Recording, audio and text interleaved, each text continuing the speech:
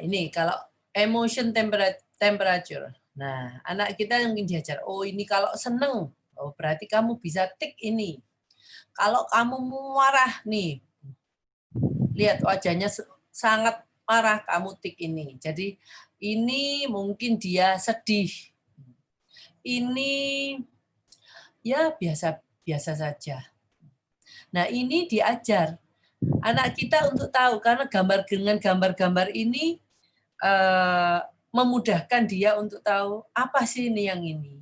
Tapi kita praktis terus tiap hari, bisa ini di print, ditaruh di laminating, habis itu kotak-kotaknya itu ditik pakai spidol marker. Kalau marker kan bisa dihilangkan. Nah, kamu sekarang di posisi yang mana?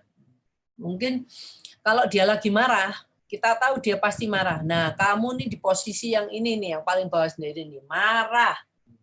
Jadi akhirnya, oh dia bisa mengidentifikasikan emosinya dia. Oh kalau gini namanya marah. Satu hal yang berkaitan dengan marah. Di kebudayaan kita itu selalu dibilang tidak boleh marah. Nah, kalau saya sebenarnya marah boleh. Yang nggak boleh itu marah dengan cara tidak benar. Nah, itulah yang kita harus bantu anak kita supaya marah dengan cara yang benar. Ya. Nah, hal ini dari kalau dia bisa mengidentifikasikan emosinya dia ini, mungkin emosi kita lebih dari 4 lah. Tapi untuk basicnya ya udah yang 4 ini aja dulu ya. Dia tahu kapan dia marah, kapan dia sedih, kapan dia senang, karena kalau mamanya mungkin ibu kan, kita kan pasti tahu anak kita waktu senang, ya kita bawa lah. Nah, kamu sekarang senang tuh di sini. Jadi akhirnya mungkin ini emotion temperature ini bisa kita taruh di tembok. Setelah kita laminating, kita taruh tembok, sebelahnya kita kasih ganolin spidol marker. Jadi dia bisa mungkin memberikan centang sendiri, sekarang aku seperti apa. Nah, nanti dia kalau aware, anak-anak kita bisa. Dan akhirnya dia, ibu mungkin bisa lihat, oh anakku dia sedang merasa sedih, tapi dia nggak bisa ngomong. Tapi paling sedikit dia bisa mengidentifikasikan emosinya dia. Banyak hal. Ini salah satu, emosi ini kan berlaku setiap hari. Yang kita pusingkan dengan anak kita itu kalau perilaku yang berimbas kepada emosi ya. Bisa marah-marah, saya nggak tahu marahnya kenapa. Seneng, ketawa-tawa sendiri, saya juga nggak tahu kenapa ketawa sendiri. Hal-hal ini paling sedikit saya dia harus bisa mengidentifikasikan emosinya ini, nanti kita bisa tarik ke sebab akibat. Nah, tapi dia sudah tahu identifikasi emosi. Tapi kalau ini aja belum tahu pada waktu kita membuat sebab akibat dari suatu, mungkin kalau kamu minta A, kamu nggak diberi, mama nggak bisa beli. Nah, kamu biasanya marah atau sedih. Nah, itu bisa kita buat untuk hal-hal yang lainnya. Tetapi untuk identifikasinya dulu coba diajarkan dulu sekarang. Nanti pasti ada hal-hal berguna dari dia bisa mengidentifikasi emosi. Kalau kita di sekolah itu kalau dia mau terima kita, mestinya dia punya sistem pendukung yang tersedia untuk murid-murid ini. Salah satunya yang paling sering terjadi di dalam sekolah adalah anak-anak ini mengalami sensory overload, kelebihan sensori. Nah, kita melihatnya sebagai dia tiba-tiba nangis, tapi mestinya nangisnya itu nggak sama. Nangisnya kalau kelebihan sensori itu melas. Kalau nangisnya karena dia tidak diberikan barang yang diminta, wah nangisnya tuh biasanya marah, penuh energi. Nah, pada waktu anak-anak kita di situasi seperti ini, kalau di sekolah kita butuh namanya ruang tenang. Maksudnya calm area. Saya Saya bingung menerjemahkan. Quiet room, calm area, kalau Indonesia mungkin ruang tenang. Di dalam ruang tenang ini, anak-anak bisa menurunkan kelebihan sensorinya sampai dia normal. Nah, sekolah, enggak semua sekolah, kalau anak sekolah tahu bahwa kita butuh ruang tenang. Kalau umpamanya sekarang ini yang bisa kita lakukan, ruang yang paling sepi di dalam suatu sekolah itu apa? Toilet. Kalau selama pembelajaran kan toilet itu sepi kan, nggak ada jarang orang yang masuk ke toilet. Tapi itu bukan suatu bukan suatu yang sempurna. Yang kita mau itu mestinya bukan seperti itu. Benar. Jadi kenapa pada waktu anak kita itu mungkin marah-marah, nangis yang tidak kita ketahui, prompter atau guru di sekolah atau siapapun yang menemani dia di dalam kelas harus tahu ini waktunya dia mungkin memerlukan ruang tenang. Jadi ruang tenang ini saya anukan, nah seperti ini. Ruangannya itu minim inputan sensori. Nah, lihat catnya ini hanya dicat aja polos. Ya. Catnya jangan pakai warna-warna yang sangat menstimulasi seperti hijau terang, warna pink terang, orange, kuning enggak. Jadi cari warna-warna yang teduh. Jadi pada waktu anak-anak kita marah, nangis, ya masuk ke ruangan ini. Kalau bisa minta disediakan satu ruangan seperti ini di sekolah, nggak usah besar-besar. Dia lihat secara visual, mata itu tidak terlalu berlebihan, ya. Di sana ada mainan, ya. Ada juga kalau di sini kelihatan bahwa tidak ramai, tempatnya tenang. Kita sudah ngomong ruang tenang ya, mestinya tenang ya. Jangan di sebelahnya tuh di stres karena suara-suara itu. Nah, itu yang juga terjadi di anak-anak kita. Oke. Sekarang karena ini di sekolah, ya. Saya tuh pengen menerangkan strategi untuk menenangkan anak-anak ini. Ya. Saya enggak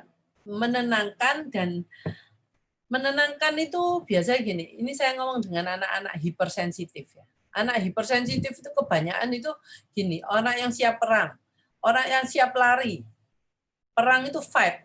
Dia yang siap fight, dia siap juga untuk lari. Jadi anak-anak yang dengan siap fight dan flight, siap berperang dan siap lari, anak-anak yang selalu tegang. Nah, maka dari itu kita perlu tenangkan. Nah, kalau kita dalam posisi siap perang, siap lari, apakah kita bisa belajar? Enggak akan. Tubuh kita juga memberikan prioritas. Pada waktu kita di situasi siap perang, siap lari, semuanya itu kemampuan otak untuk menganalisa, untuk berpikir, executive functioning, semuanya shutdown. Semua prioritas diberikan untuk menyelamatkan diri sendiri. Jadi, jangan mengharapkan anak kita tuh bisa menerima inputan apapun pada waktu situasi fight and flight. Ya. Saya selalu mengatakan, tolong kita harus sediakan bantuan visual, ya, untuk memberitahu anak kegiatan selanjutnya supaya anak itu bisa tahu, oh sebentar lagi ini kegiatan selanjutnya itu apa ya. Nah, mungkin gini, saya contohnya ya, ini, waduh enggak saya ini work, saya enggak tahu pekerjaan apa. Nah setelah itu kita akan ada break. Terus habis itu kerja lagi. Nah work-nya ini bisa di-replace oleh pekerjaan apa yang dia harus lakukan. Nah, ini saya berikan hanya contoh. Jadi kita memberitahu sekarang kan belajar matematika. Habis itu dia boleh lompat-lompat. Nah, lompat-lompat setelah itu kamu belajar mewarna atau menulis.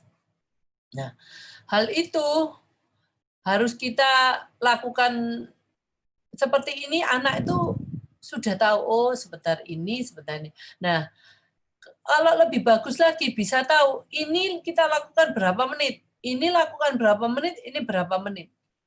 Nah, cuman kan anak-anak itu kalau belum tahu mengenai konsep jam, nah kita sulit.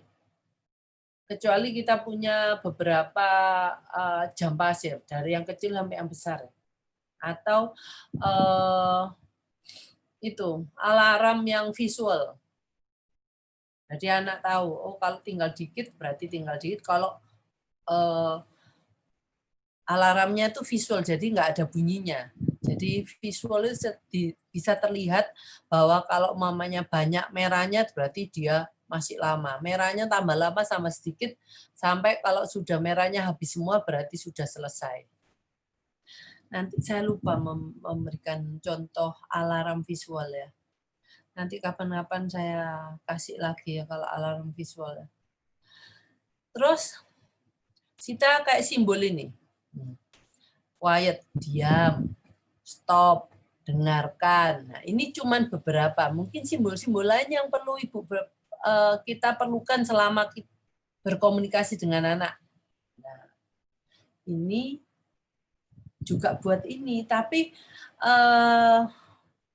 kalau ngajarkannya satu-satu ya Bu ya, jangan banyak. Kalau anak kita nggak bisa, mungkin kalau satu dia memang yang pertama kali kita ajarkan itu ajarkan yang kartu yang akan sering digunakan.